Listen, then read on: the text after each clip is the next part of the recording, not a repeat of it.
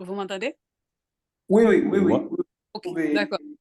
Alors, bonjour, bonsoir à chacun de vous, ici présent dans cette première conférence virtuelle de Frédéric Fougera. C'est l'Académie de compétences essentielles qui organise cette activité. C'est autour du thème préserver et protéger la réputation d'une marque en 2023. Donc, je suis la modératrice, comme l'a dit Monsieur Cindy, et mon nom c'est Woodline Sadiq. Je travaille à la radio Télé Sans Fin, RSF-TSF, et je suis étudiante en psychologie à la faculté d'ethnologie à l'Université d'État d'Haïti. Bref, je ne suis pas l'invité spécial du jour. Notre invité, c'est Monsieur Frédéric Fougera. Il est le fondateur et président de Tenken Paris, si je le dis bien. Agence Tenkan Paris, voilà.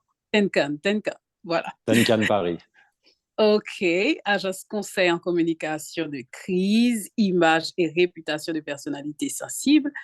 Et M. Fougera est un professionnel de la communication depuis plus de 35 ans, qui a dirigé la communication de collectivités publiques et de grands groupes internationaux. Le magazine Forbes l'a classé en 2021 numéro 1 de son top 100 des décideurs les plus influents de la communication en France. Et notre invité a reçu de nombreux prix et autour de plusieurs ouvrages sur le management et la communication, dont la com est un métier. Il est aussi officier de l'Ordre national de mérite, chevalier du mérite agricole et chevalier des arts et des lettres. Alors, je vais laisser à Monsieur Frédéric Fougera d'étaler toutes ses compétences. Je passe le micro avec vous, Monsieur Frédéric Fougera. Bonjour.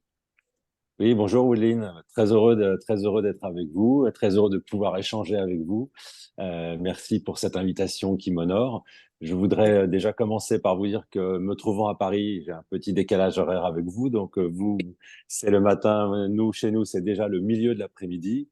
Et puis je voudrais aussi, avant de vous faire un petit préliminaire et de pouvoir répondre à vos questions, et puis surtout de pouvoir répondre à toutes les questions, au maximum de questions qui nous seront posées, euh, poser le sujet de mon point de vue. D'abord, Oui, poser le sujet de mon point de vue, c'est vous dire que la façon dont je vais vous parler aujourd'hui correspond à mon expérience. À mon expérience, vous l'avez dit, plus de 35 ans de direction de communication en Europe. Alors, j'ai travaillé dans des groupes internationaux présents dans de nombreuses parties du monde, mais c'est quand même la vision d'un Européen que je partage avec vous. Alors, parfois, elle peut être décalée, elle peut être en avance, en retard, elle peut être un petit peu à côté de vos préoccupations. Donc, veuillez m'en excuser. Nous n'avons pas tous les mêmes parcours, pas tous le même rythme, pas tous les mêmes références. En revanche, nous faisons tous le même métier quand nous faisons de la communication. Et donc, ce que j'ai vécu ressemble à ce que vous vivez. Ce que vous vivez au quotidien correspond à ce que je peux vivre moi-même. Donc, de ce point de vue, il y a aucun souci. J'ai fait pas mal de conférences en Amérique du Nord. J'en ai fait pas mal en Afrique. Je vois que partout dans le monde, les communicants vivent exactement les mêmes sujets, ont les mêmes préoccupations, les mêmes enjeux.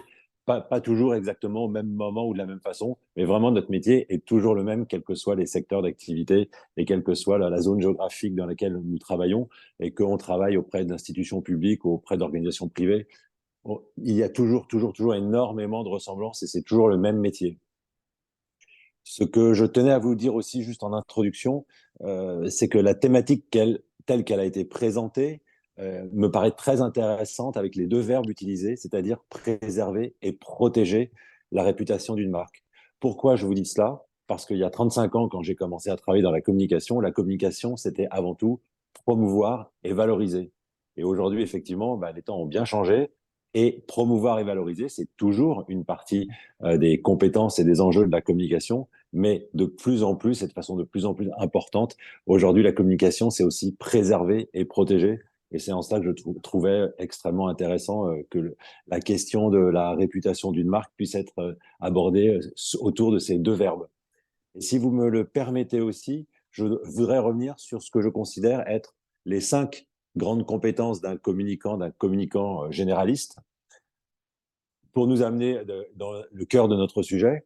La première des compétences, pour moi, c'est celle du sens politique. un communicant doit avoir du sens politique. Le sens politique, c'est être capable d'écouter, c'est être capable d'observer, c'est être capable de faire preuve d'empathie, c'est-à-dire de savoir se mettre à la place des autres. On ne communique pas pour soi, on communique pour les autres. On a peut-être quelque chose à dire soi-même, mais c'est à l'intention d'une cible. Donc, il est très important d'être capable de se mettre à la place des autres. Et le sens politique, c'est également savoir évoluer avec succès dans des jeux d'influence. Donc, dans une organisation, là où il y a du pouvoir politique, là où il y a des enjeux de pouvoir, qu'ils soient politiques ou non d'ailleurs, là où il y a du business. Donc, savoir évoluer dans ces jeux d'influence. La deuxième grande compétence que doit avoir un communicant généraliste, c'est être une force créative. Les idées, c'est essentiel en communication. Il faut avoir des idées. Si on n'a pas d'idées, c'est compliqué de faire nos métiers. Il faut avoir des idées. Il ne faut jamais rien s'interdire de penser. Et puis ensuite, il faut construire en fonction de nos intentions de communication, en fonction de nos stratégies par rapport à ces idées qui sont parfois un peu loufoques et qu'il va falloir rendre plus raisonnables. Mais il ne faut jamais s'interdire de penser parce que les idées, c'est souvent ce qui manque le plus et c'est aussi ce qui a le plus de valeur pour faire la différence entre une communication et une autre. Le troisième, la troisième compétence importante et qui me paraît même essentielle, c'est le fait d'être un stratège des relations publiques et des relations presse.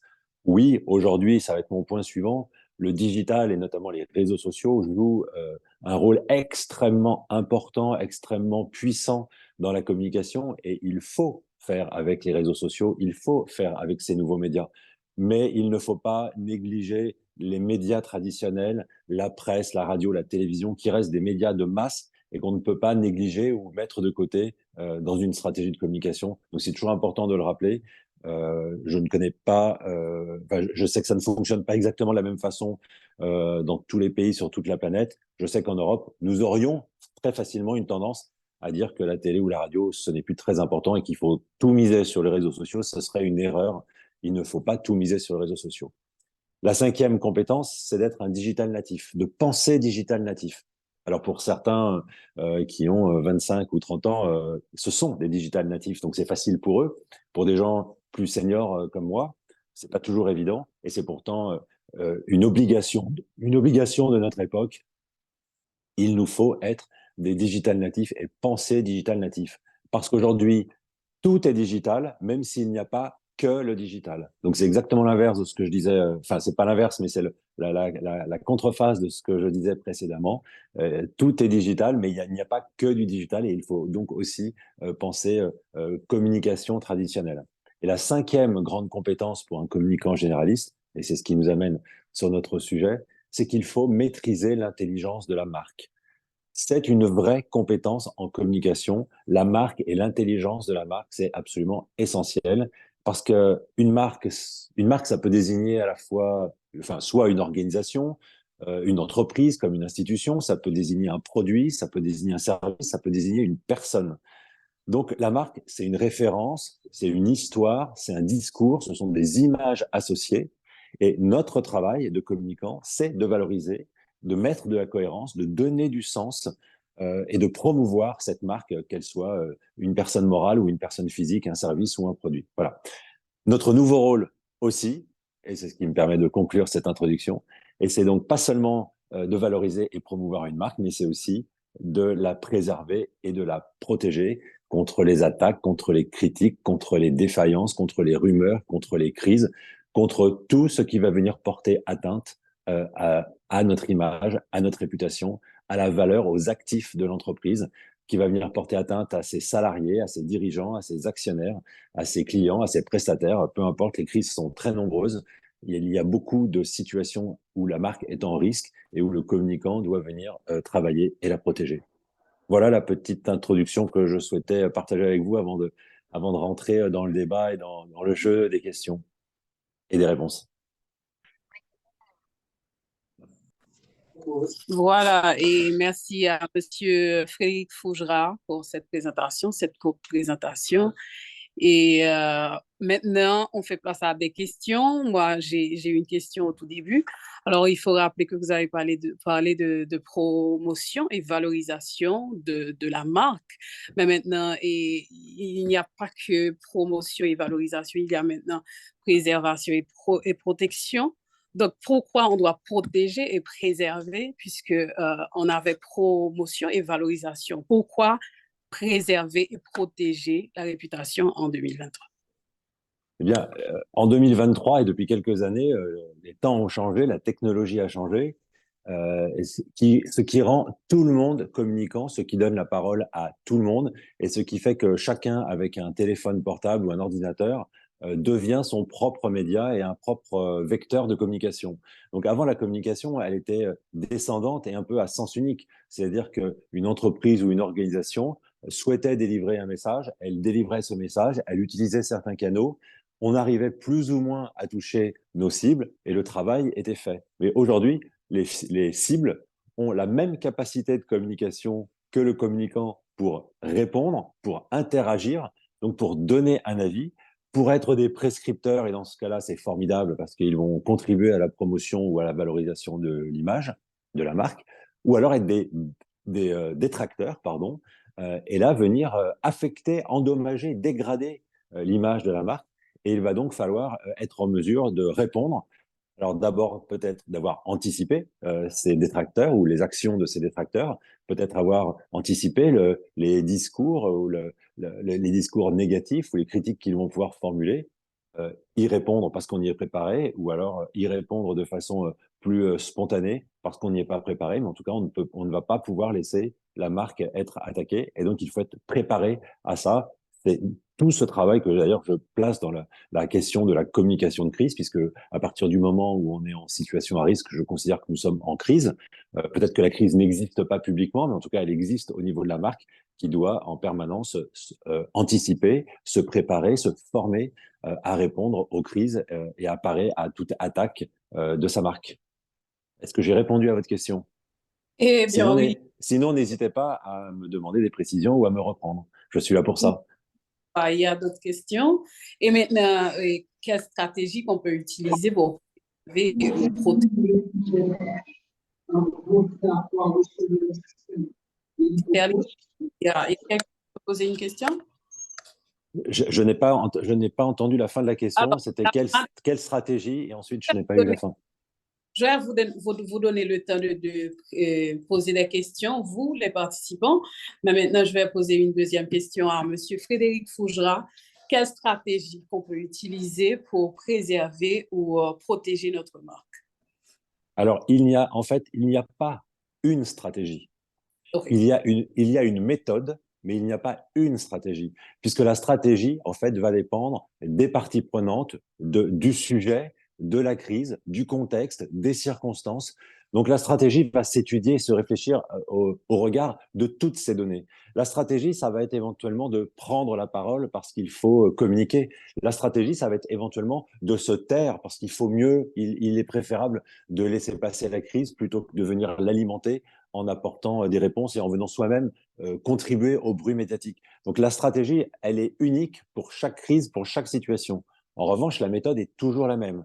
La méthode, c'est d'abord de travailler avec des professionnels. On ne s'improvise pas communicant de crise.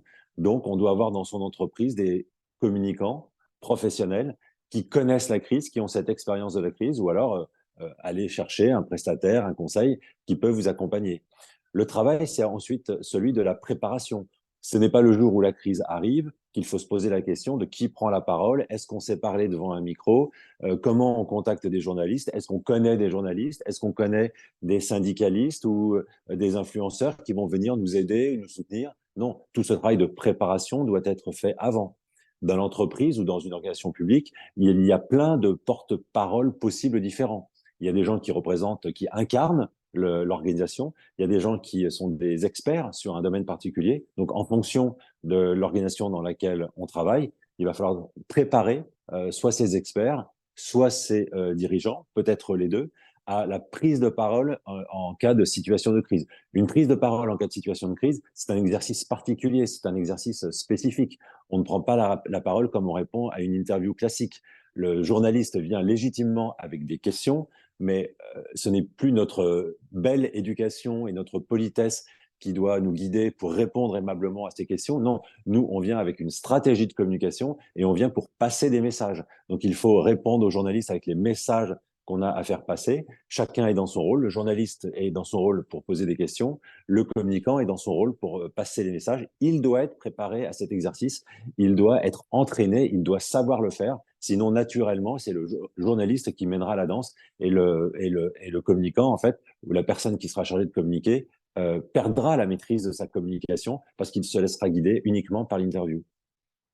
Enfin, la méthode, c'est une méthode de ce que j'appelle de cartographie. Quand on est face à une situation de crise qui est à venir, qui est supposée ou qui est réelle, ce qu'il faut, c'est il faut cartographier. Il faut cartographier les parties prenantes, qui est concerné par cette crise, qui est impacté par cette crise, aussi bien en interne de l'entreprise qu'en externe, que ceux qui dirigent la communication de crise, que ceux qui la subissent, les victimes, les personnes associées, les influenceurs, les dirigeants, les politiques, les journalistes, les clients.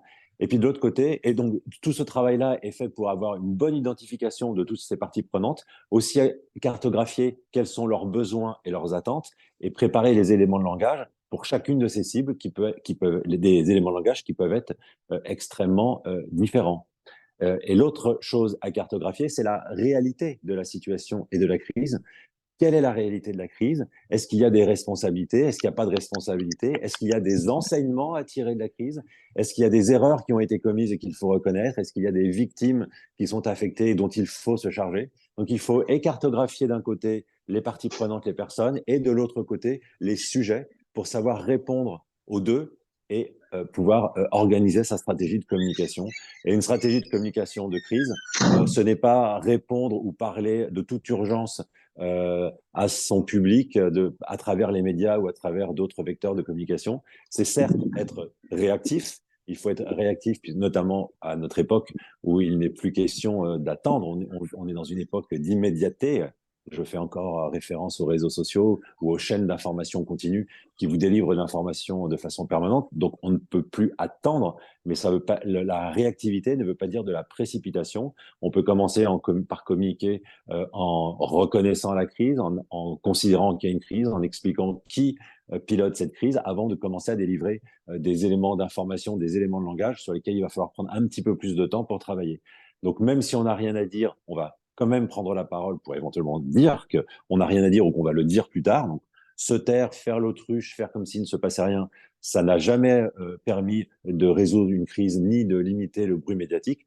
En revanche, prendre le temps de l'intelligence et du temps de cerveau consacré à l'intelligence et au contenu qu'on va avoir à partager, ça c'est essentiel pour maîtriser sa communication, pour délivrer les bons messages et pour ne pas venir alimenter la crise avec de faux messages. Il n'y a rien de pire, c'est l'erreur la plus importante qu'on puisse commettre en communication de crise, c'est soi-même venir alimenter le bruit médiatique et jouer ce qu'on appelle le séquençage ou les cartes postales, c'est-à-dire régulièrement revenir réalimenter la crise, alors que la crise est en train de disparaître, et c'est nous-mêmes, communicants, quand on fait mal notre travail ou qu'on est mal préparé, qui venons finalement redonner du poids et de l'importance à la crise. Ça, c'est une erreur majeure qu'on ne peut pas faire quand on est un professionnel et quand on y est préparé.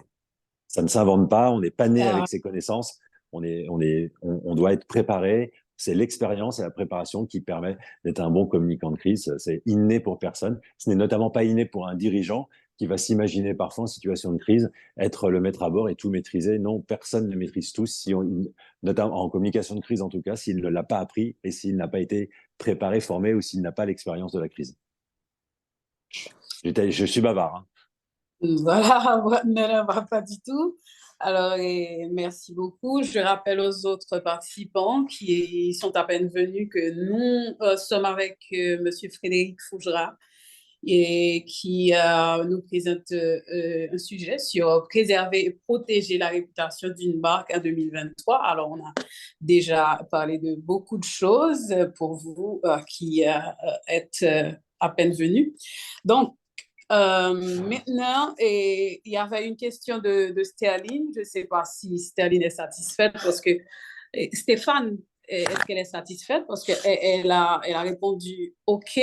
Donc, la question, c'était à quel moment doit-on intervenir pour protéger la marque, si anticipation, attendre la crise? Donc, elle a dit oui, elle est satisfaite de la réponse que vous donnez. Donc maintenant, Alors, permettez-moi de revenir et de redonner peut-être une précision pour que ce soit vraiment très clair. C'est vraiment la situation de la crise et les circonstances et le contexte qui font que ça décide du bon timing pour intervenir, pour communiquer ou pas. Ça ne veut pas dire qu'on n'a pas travaillé en amont, mais c'est vraiment les circonstances et le contexte qui donnent le là. Voilà. C'est important de le dire parce qu'il n'y a pas de réponse générale valable dans toutes les situations de crise. Chaque crise a sa propre réponse.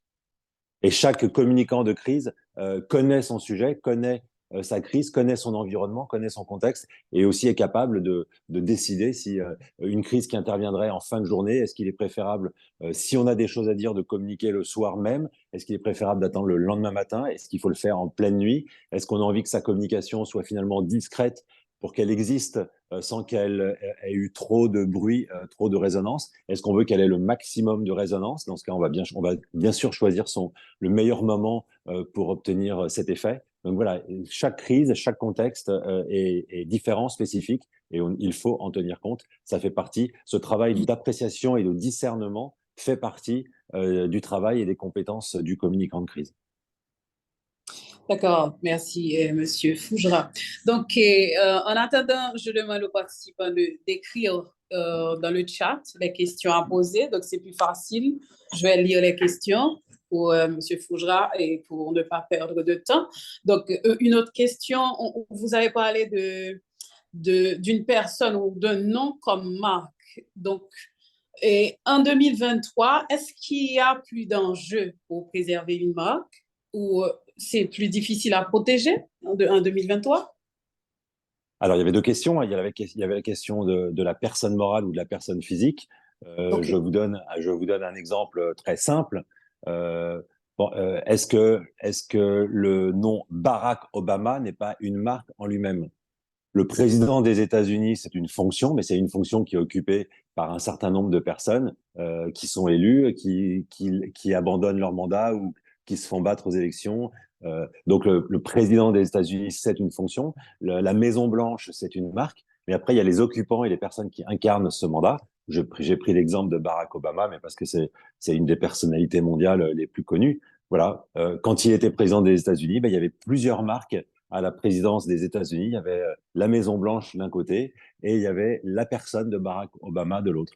Les deux d'ailleurs ne communiquaient pas de la même façon. Les deux avaient leurs propres équipes de communication et elles pouvaient parfois agir de façon légèrement différente.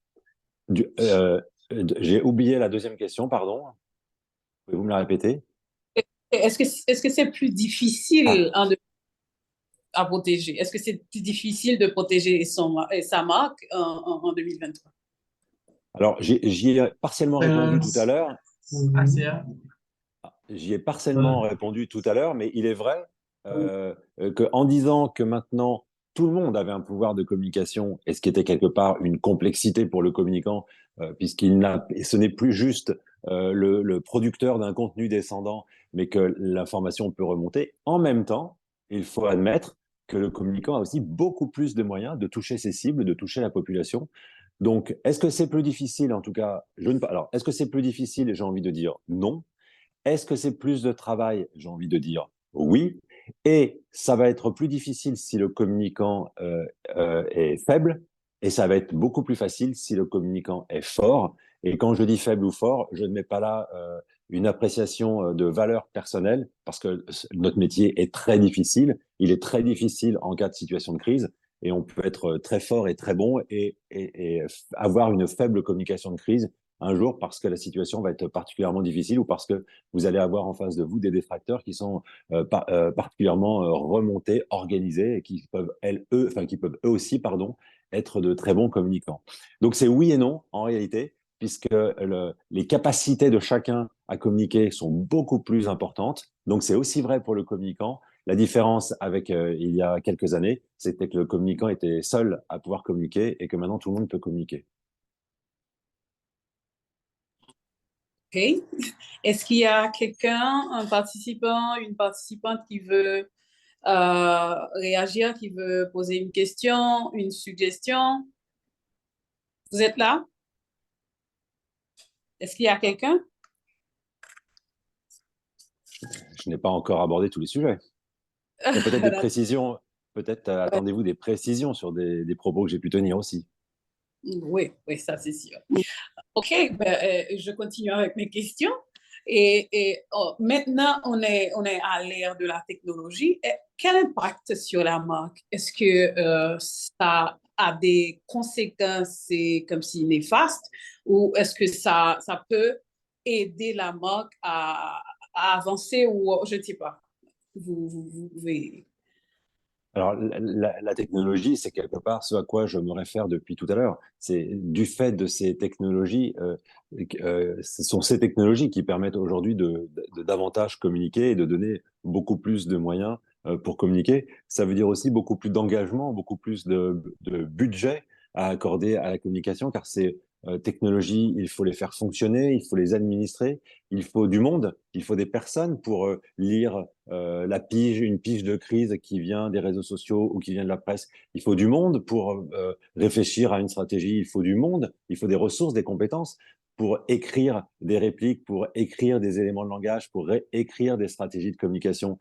Donc la technologie, elle est effectivement formidable, mais elle contribue à donner beaucoup plus de travail et à exiger beaucoup plus de moyens pour qu'on l'utilise, pour qu'on sache l'utiliser et pour qu'on l'utilise bien. Sinon, la technologie, elle peut être aussi une catastrophe pour ceux qui vont se laisser écraser ou qui vont laisser d'autres mieux l'utiliser que soi-même.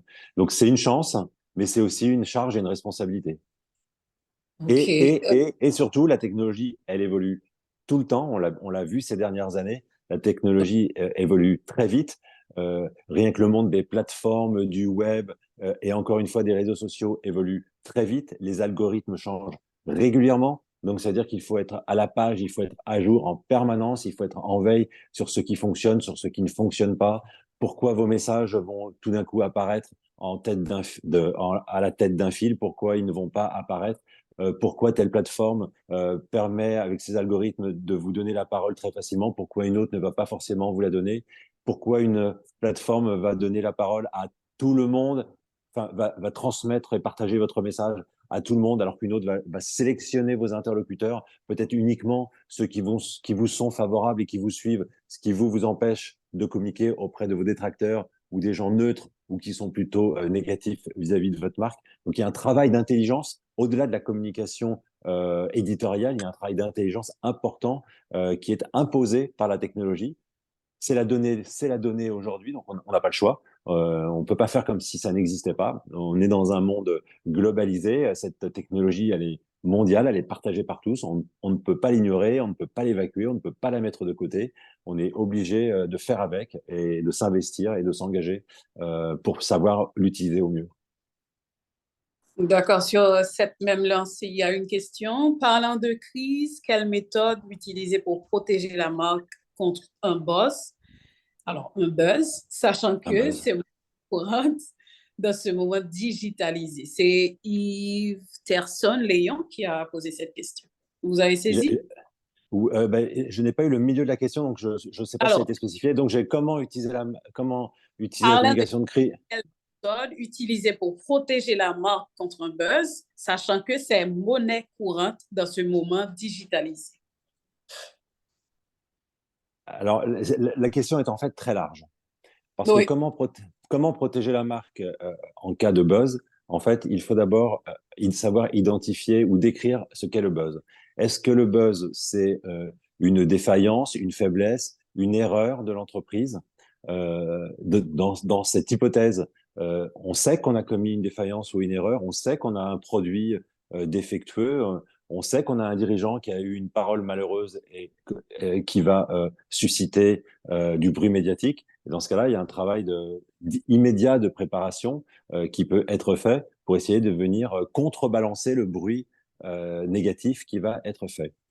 Le deuxième cas de figure, c'est le buzz qui est immédiat, instantané, qui vous tombe dessus comme la foudre. Vous n'y avez pas été préparé et là, vous devez réagir au mieux et au plus vite. Dans les deux cas de figure, une des méthodes qui est très importante, qui est parfois négligée, c'est de produire du contenu positif sur la marque de façon permanente. Il faut produire du contenu positif sur la marque de façon permanente. j'entends notamment sur le web. L'idée, c'est de disposer finalement de lourds contenus positifs qui vont venir noyer, polluer le bruit négatif. Si vous publiez régulièrement des articles, des informations sur un blog, sur votre site web, dans la presse digitale, si vous vous alimentez le web de contenu positif, alors le jour où le buzz va arriver, ce buzz va être noyé, va être dilué. Alors parfois, votre travail de contenu positif ne va représenter qu'une petite goutte d'eau par rapport à l'ensemble du bruit médiatique. Je ne souhaite évidemment à personne de vivre une catastrophe nucléaire pour sa marque et qui va la laminer. Et contre ça, en réalité, il n'y a pas grand-chose d'autre à faire que de laisser passer un peu de temps et de prier pour qu'un autre buzz vienne effacer le buzz qui vous concerne. Mais le travail le plus important à faire, au-delà de la préparation et de la réaction, c'est la production de contenu positif. C'est essentiel. Ça laisse une empreinte numérique à vie. Donc, comme le buzz négatif va laisser une empreinte négative à vie, eh bien les contenus positifs vont laisser une empreinte positive numérique à vie. Et c'est très important de ne pas négliger ce travail. Et quand on vit un moment de crise et que tout d'un coup déferle des contenus négatifs sur votre marque, alors là, il est trop tard tout d'un coup se mettre à publier du positif parce que son référencement, sa présence n'arrivera que bien après, bien trop tard. Vous n'aurez pas le poids médiatique que vont avoir une chaîne de télévision ou un grand média dont le seul article ou le seul vidéo va apparaître immédiatement en tête des moteurs de recherche. Donc ça, c'est le pire qui puisse vous arriver. Donc l'important, c'est c'est pas une garantie, ça ne permet pas d'éviter la crise, ça ne permet pas d'éviter le bruit médiatique, mais ça permet de l'atténuer et ça permet aussi de le diluer dans le temps grâce à l'empreinte numérique que autant le bruit négatif que positif va laisser ensuite sur la toile. D'accord, merci. Et je rappelle aux participants que vous pouvez écrire dans le chat les questions que vous avez à poser à Monsieur Frédéric Fougera. Donc, il est là pour parler de préserver et protéger la réputation d'une marque en 2023. Donc, il a déjà parlé de beaucoup de choses. Donc, maintenant, il a dit que contenu positif sur la marque de façon permanente, c'est ça qui va apaiser le buzz. Donc, est-ce qu'on doit répondre directement au buzz ou rester en silence ou seulement mettre des contenus positifs? Encore une fois, votre question correspond vous entrez déjà dans la stratégie, et cette stratégie, elle va être à définir en fonction des circonstances et du contexte et de la crise. Donc, il n'y a pas une réponse vraie. Si je vous mentirais en me disant il faut faire comme ça et pas autrement, ça va devoir s'apprécier en fonction donc de la crise, du moment, enfin, du contexte et des circonstances, et donc aussi du moment, parce que la réaction et votre stratégie de communication que vous allez mettre en place aujourd'hui parce que la crise apparaît aujourd'hui, elle a le droit, pardon, d'évoluer et vous avez le droit d'agir différemment en fonction de ce qui va fonctionner ou ce qui ne va pas fonctionner dans votre communication de crise et également en fonction de l'impact et de la réactivité de votre communication. Vous pouvez mettre en place une communication extrêmement efficace qui va plutôt faire taire la crise et on passe à autre chose, on n'en parle plus.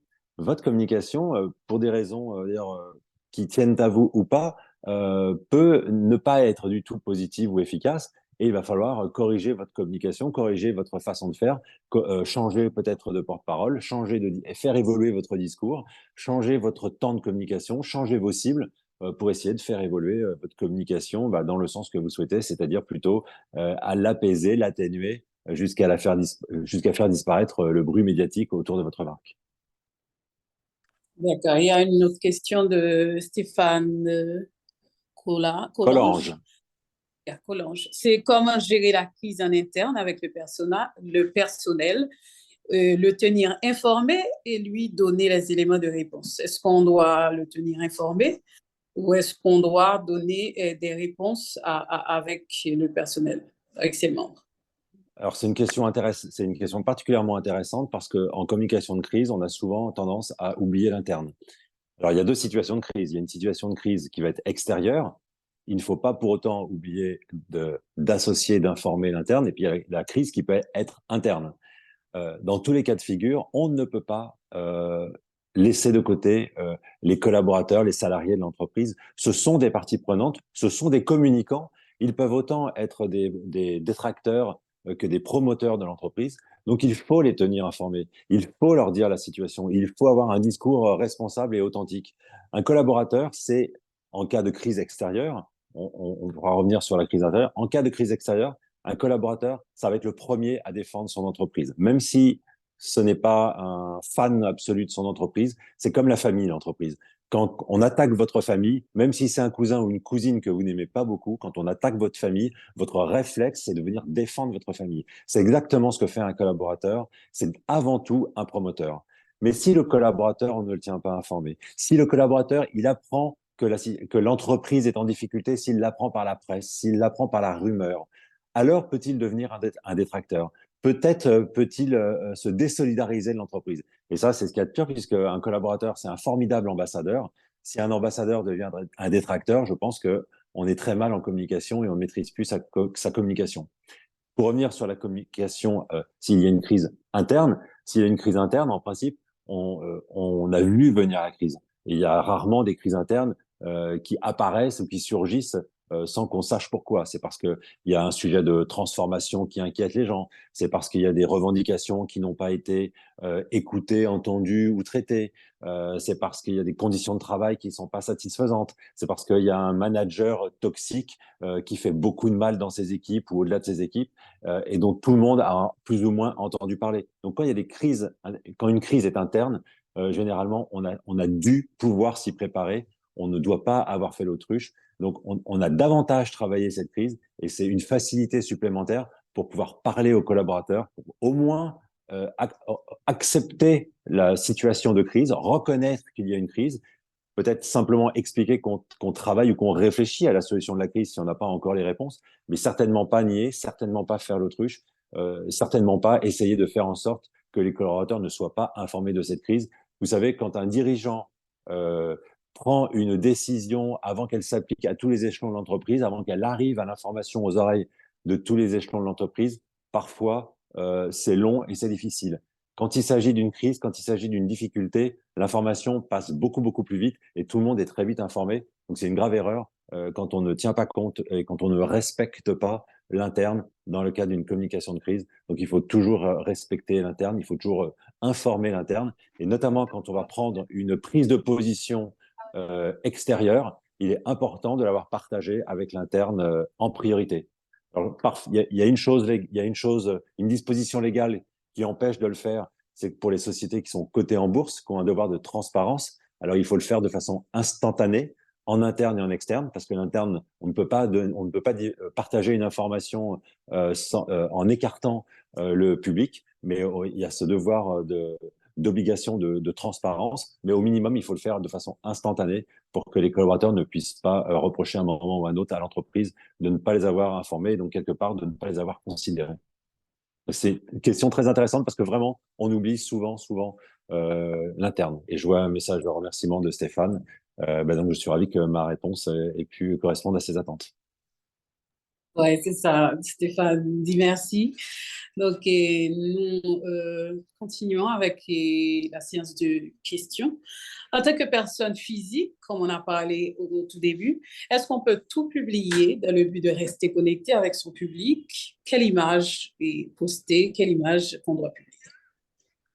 Alors là, on est enfin, non, c'est intéressant parce qu'on est au-delà de, non, on est complètement dans le sujet. Excusez-moi, on sort de la crise, mais on est complètement dans le sujet de préserver OK. et protéger sa réputation et sa marque personnelle pour le coup.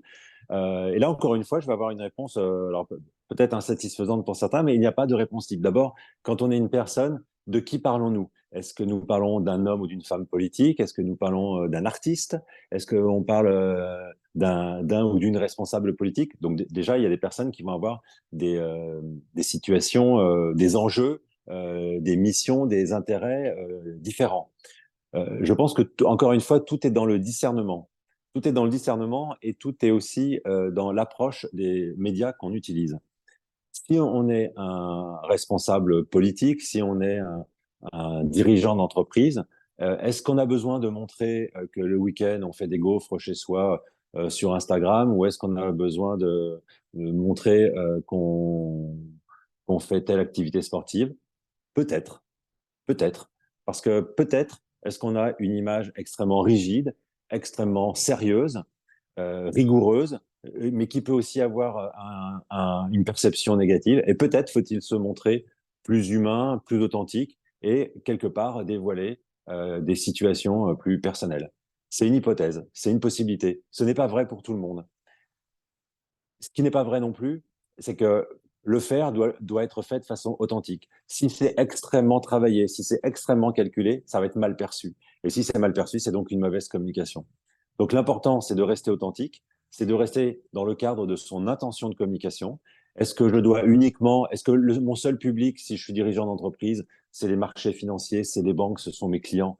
Et dans ce cas-là, je ne vais pas me montrer dans des situations personnelles parce que ça ne servira pas ma stratégie de communication et ce n'est pas mon intention de communication.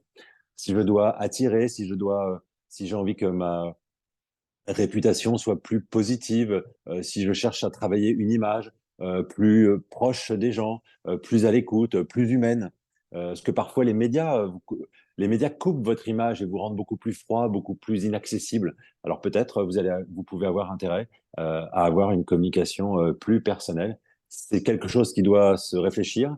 Ça ne doit pas relever du spontané. C'est pas tout d'un coup je me balade avec mon amoureux ou mon amoureuse et hop, je fais un selfie et je le partage à tout le pays ou à toute la planète. Ça doit être fait de façon réfléchie. Ça doit être fait en se souvenant que cela va être durable, que cela va laisser une empreinte, qu'à tout jamais on retrouvera ces informations. Donc il faut aussi y réfléchir. Je m'adresse éventuellement aux plus jeunes qui parfois partagent des choses très intimes sur les réseaux sociaux et quand ils vont se retrouver en responsabilité professionnelle, parfois en responsabilité politique, bah, ces partages d'informations qui font déjà partie de la communication personnelle et de la marque personnelle peuvent ressurgir et se retrouver à la une puisqu'ils sont de toute façon déjà publics. Donc il faut faire attention à tout ça. Donc quelle est votre intention de communication? Est-ce que cela sert votre image ou pas? À partir du moment où vous êtes une personnalité, comme je dis, sensible, c'est-à-dire une personnalité exposée ou qui risque d'être exposée, on ne peut pas ne pas se poser ce genre de questions. Il faut absolument veiller à réfléchir à tout ce que l'on partage en matière de communication. C'est aussi vrai pour du contenu éditorial que pour du visuel. Je ne me montre pas n'importe comment, dans n'importe quelle situation. Je ne me montre pas de façon décalée. Ça peut aussi être très mal interprété ou desservir votre image. Donc voilà, il y a des choses. Enfin, il faut réfléchir à ces questions. On ne publie pas de façon instantanée et sans vision de la raison pour laquelle on communique. D'accord, on a d'autres questions. Merci pour les réponses. Et il y a une autre de Joseph. Salut tout le monde, je suis très content de cette présentation. Dans le cas d'une entreprise locale qui veut s'étendre au niveau international, selon vous, comment protéger sa marque à l'étranger?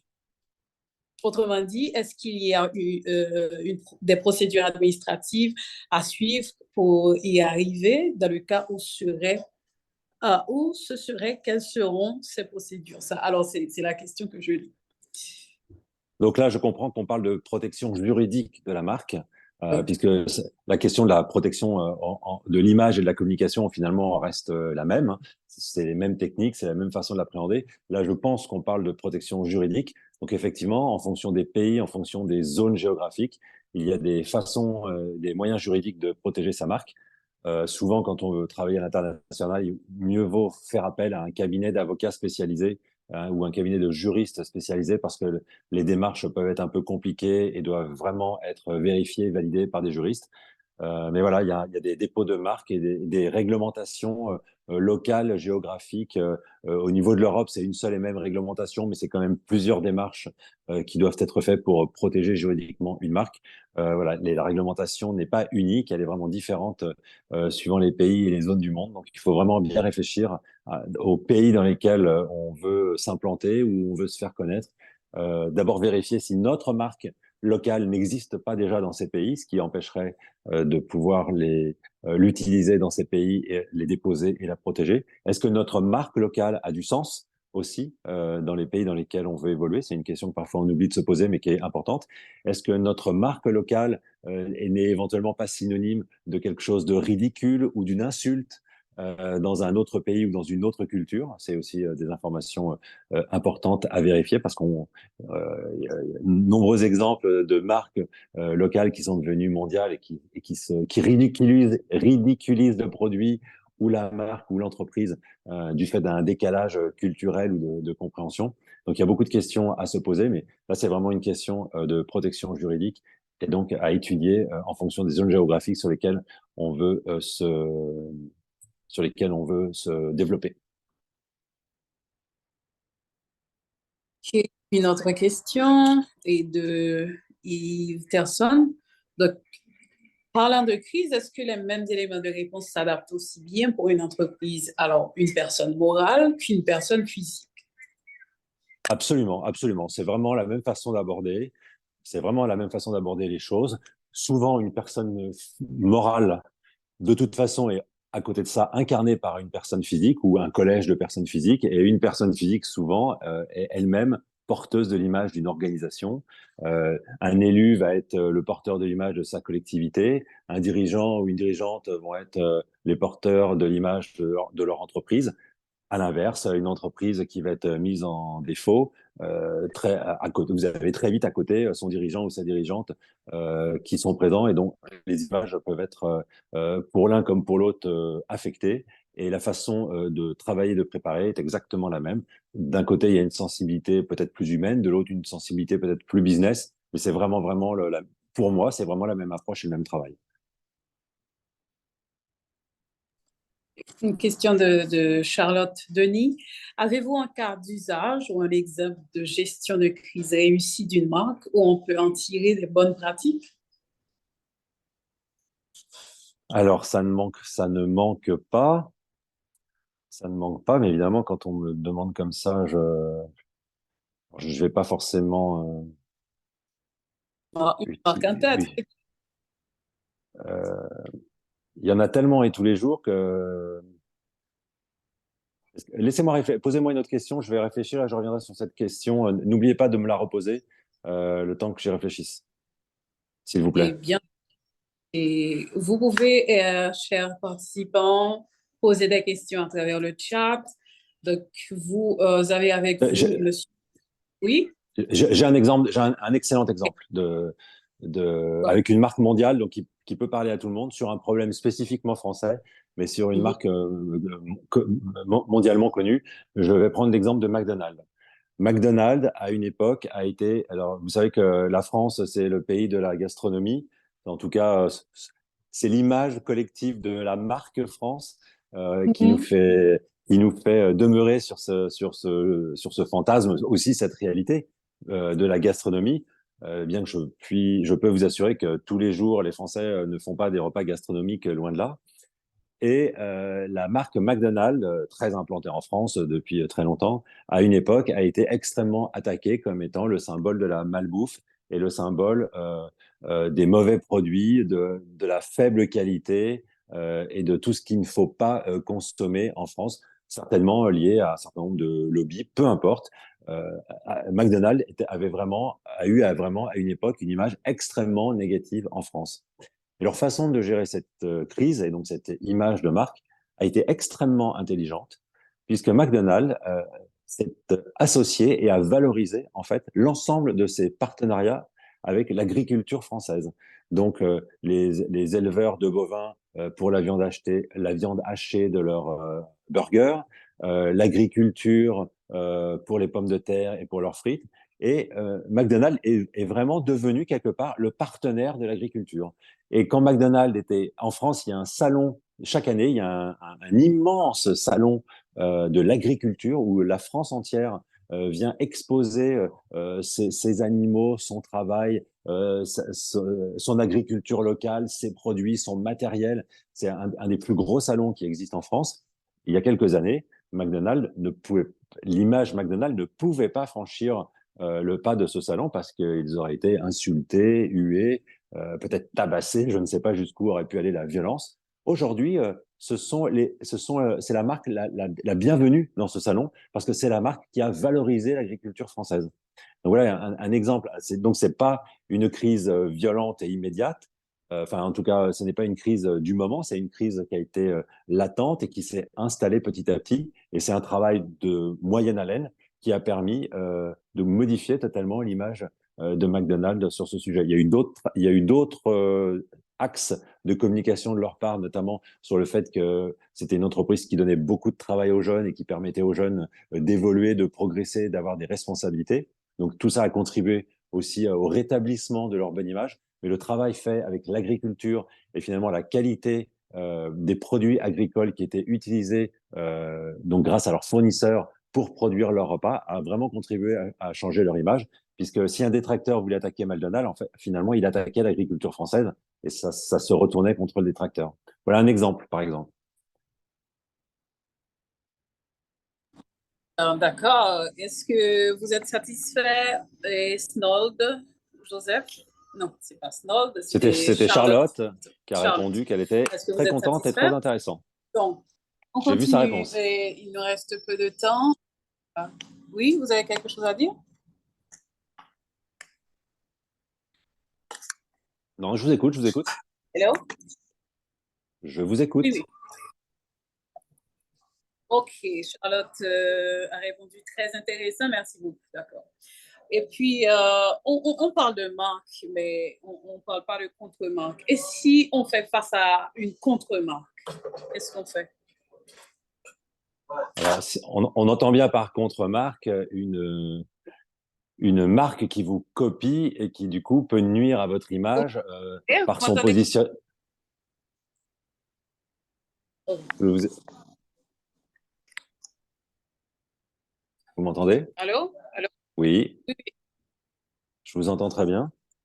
ok. Et pour la question, vous avez J'ai bien compris la question. Je la précisais dans le sens où on entend par contre-marque le fait qu'une marque soit copiée ou qu'elle soit détournée, et donc sur lequel il puisse y avoir d'abord une tromperie pour le consommateur, c'est la première chose, une fraude pour le propriétaire de la marque et l'ensemble de son activité, de ses collaborateurs, de ses fournisseurs, et puis surtout plein de questions qui vont venir affecter l'image de la marque, des questions de qualité, des questions éventuellement de sécurité sur un produit. Donc la contre-marque, c'est un fléau de notre époque. Euh, beaucoup de contre-marques sont plus vendues que certaines vraies marques. Et ça, c'est plus qu'une situation de crise, c'est une situation de crise permanente, notamment pour les grandes marques qui sont copiées. Et c'est surtout une crise juridique parce qu'il y a beaucoup de complicité ou de laxisme dans certains pays pour poursuivre les gens qui sont responsables de ce trafic économique lié aux contre-marques. Et c'est beaucoup de travail et d'épreuves pour les marques qui doivent être copiées. Sachez que les marques les plus copiées ne sont... Enfin, on attaque souvent la Chine en disant que les Chinois copient beaucoup les marques. C'est certainement vrai, mais sachez que ce sont les marques chinoises qui sont en premier les plus copiées elles-mêmes. Et donc, personne n'est épargné par cette difficulté, par cette question de contre-marque. C'est vraiment un sujet énorme, un sujet majeur. Et quand on est une grande marque exposée, c'est vraiment un frein au développement de la marque et à la protection, à la préservation de son image. C'est vraiment un sujet à part et c'est vraiment un sujet à part entière. À part et à part entière. D'accord. Merci pour la réponse. En tout cas, on a une autre question. On va terminer tout à l'heure. Et c'est de la part de... Oh non, c'est bonjour. Comment savoir si une marque est scalable, c'est-à-dire grandir et avoir plus d'ouverture? Je ne vois pas le nom. Oh, bon, c'est le panel. Est-ce que vous pouvez répéter la question? Je ne suis pas certain de l'avoir bien compris. Oui, Là. c'est savoir si une marque est scalable, c'est-à-dire grandir et avoir plus d'ouverture. Alors, je ne suis pas certain de comprendre l'intention de la question. Si Euh, la question est de savoir si n'importe quelle marque peut se développer et grandir, si c'est ça mhm. la question, Oui, j'ai envie de dire oui, évidemment. Une marque, en fait, c'est une histoire vierge à l'origine. Donc, sa marque va devenir ce qu'on a décidé d'en faire.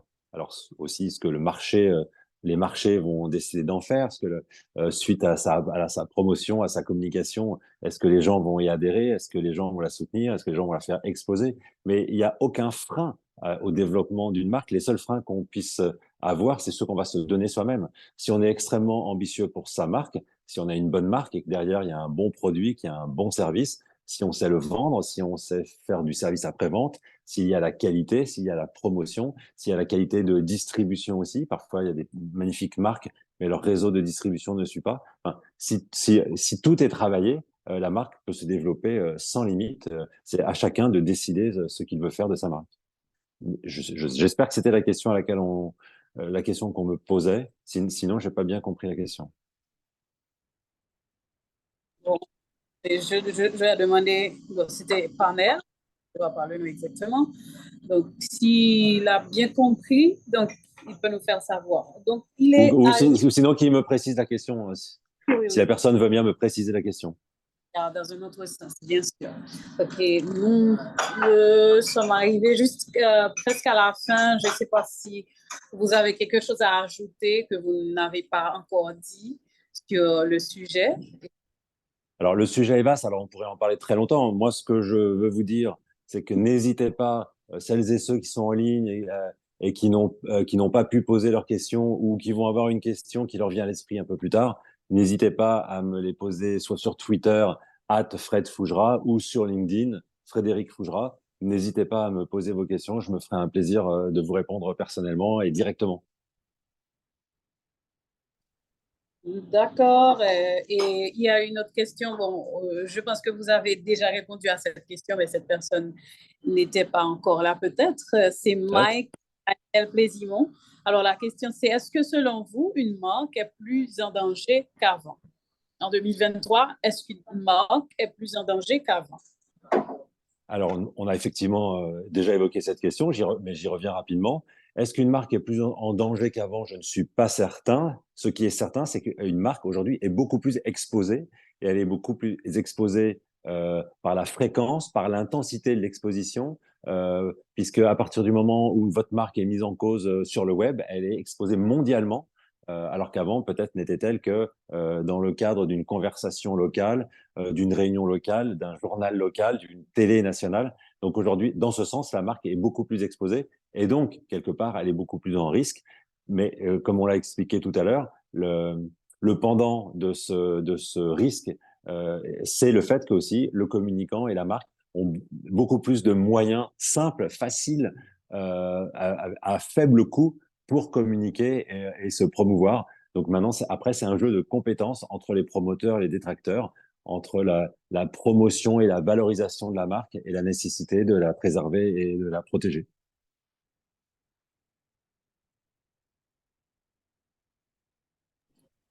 Une question de Tarek Chabir. Le greenwashing est le fléau mondial qui menace l'image des entreprises. Une entreprise qui communique d'une manière responsable est doublement sous la loupe et qui risque beaucoup en cas de défaillance. Qu'en pensez-vous? Bah, question très intéressante et très juste parce que vraiment, effectivement, fléau du moment. Une entreprise, d'abord, une entreprise devrait être responsable. Elle l'est d'ailleurs responsable hein, dans l'absolu. Elle est responsable par rapport à ses salariés, elle est responsable par rapport à ses investisseurs, elle est responsable par ses clients.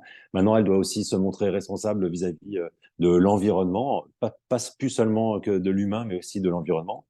Et cette responsabilité, elle doit répondre à deux choses. Elle doit répondre à une notion de progrès. C'est vraiment ce qui est recherché par l'Organisation mondiale des États-Unis. Il nous est demandé à nous tous sur la planète de progresser. Donc, personne ne peut prétendre être parfait.